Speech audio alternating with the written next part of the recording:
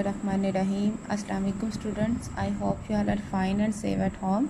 I am your maths teacher Miss Madiha Naz, and today we'll discuss our tables from 2 onwards 6.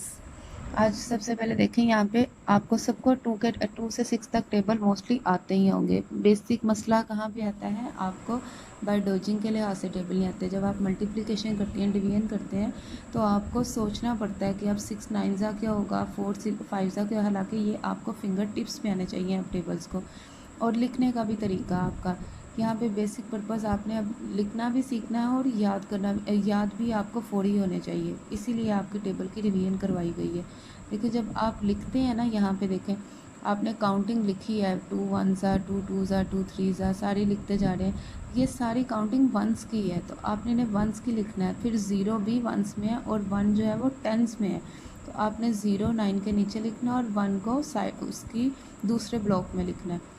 इसी तरह जब आपने उसके answers लिखने, 2 1 ज़ा 2, 2 2 ज़ा 4, 2 3 ज़ा 6, 2 4 ज़ा 8, 2 5 ज़ा 10।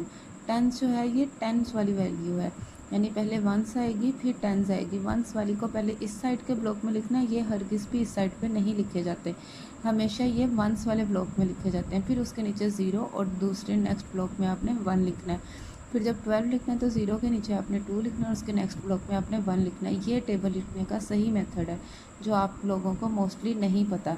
इसी तरह बाकी आपने जो भी टेबल्स लिखने हैं वो इसी तरह से लिखने हैं। और आपने अपनी डेली रूटीन में ये हैबिट अपनी डेवलप करनी है कि हम लोग रोज़ाना कोई एक टेबल आप लोग रोज़ाना लें, उसे याद करते रहें, 2 से 3 मरतबा उसे दिन में याद करें। फिर बाय डोजिंग के ज़रिए किसी से भी कहें कि आपसे सुनते रहें। जब तक आप प्रैक्टिस नहीं करेंगे, आप मैथ में किसी भी चीज़ में कामयाब नहीं हो सकते।